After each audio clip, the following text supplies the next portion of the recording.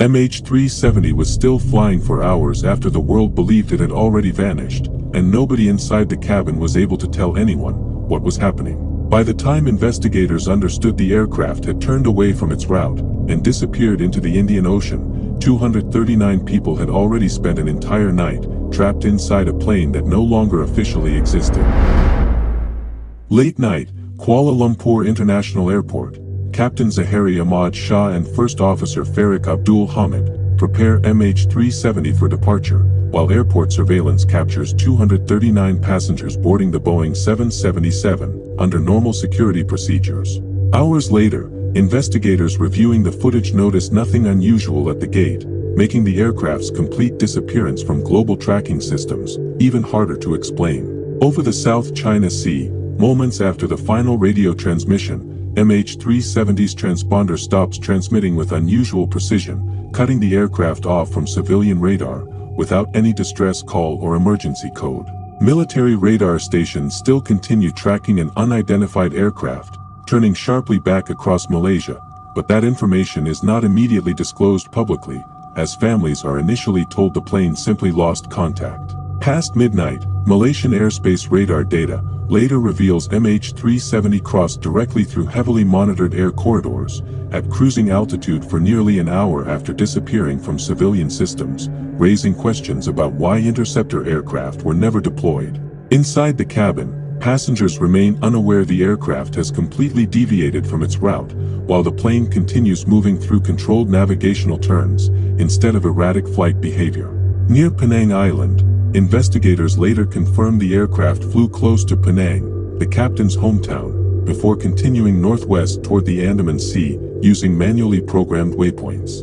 On the ground, military operators reportedly continue observing the aircraft on radar as it leaves Malaysian airspace, yet no immediate public emergency alert is issued, despite the aircraft no longer communicating with air traffic control. Early morning, Andaman Sea, MH370 disappears from military radar only after reaching remote oceanic airspace, but automated Inmarsat satellite handshakes continue detecting the aircraft for nearly 7 more hours. As aviation officials privately realize the plane is still airborne, far beyond its expected fuel range, public statements remain fragmented and contradictory during the crucial early hours of the search. Over the Indian Ocean, satellite analysis later narrows the aircraft's possible path to a remote southern corridor, where few commercial flights operate, and where radar coverage becomes extremely limited. Investigators quietly begin examining whether someone intentionally guided MH370 into a region where tracking systems, emergency response times, and underwater recovery would all be severely restricted. Before sunrise, data recovered from the aircraft's final satellite communications suggests MH370 remains structurally intact for most of the flight, rather than suffering sudden catastrophic failure. Aviation experts begin questioning how a modern Boeing 777, carrying 239 people, could continue flying across multiple monitored regions without coordinated interception, while officials repeatedly avoid giving direct explanations during press conferences. Southern Indian Ocean. The final satellite handshake indicates the aircraft likely remained powered until fuel exhaustion, after which investigators believe MH370 entered a high-speed descent into one of the most isolated sections of ocean on Earth. Even as search teams scan vast underwater regions, conflicting reports, delayed disclosures, and missing radar details fuel growing suspicion that authorities know more about the aircraft's route than they publicly admit.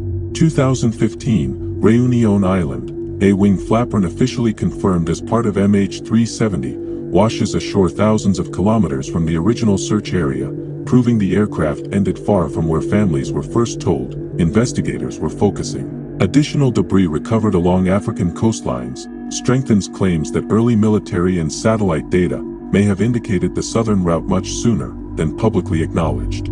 Years later, families like Grace Nathan and Sarah Bajk continue pressing governments and investigators over withheld radar information, delayed military disclosures, and inconsistencies surrounding the aircraft's final tracked movements. Despite global investigations and confirmed debris evidence, the possibility that multiple authorities observed portions of MH370's final route without fully revealing what they knew remains one of the most disturbing aspects of the disappearance. Years after MH370 disappeared, investigators quietly acknowledged that several military radar systems had tracked an unidentified aircraft moving steadily across restricted airspace after civilian contact was lost. Meaning the plane may never have truly vanished at all, it simply continued flying in regions where the public was never told it was still being seen. If a passenger plane can cross multiple airspaces after disappearing, without the world understanding where it went, follow and share this story, because some of the most disturbing mysteries are the ones that may have been watched in real time.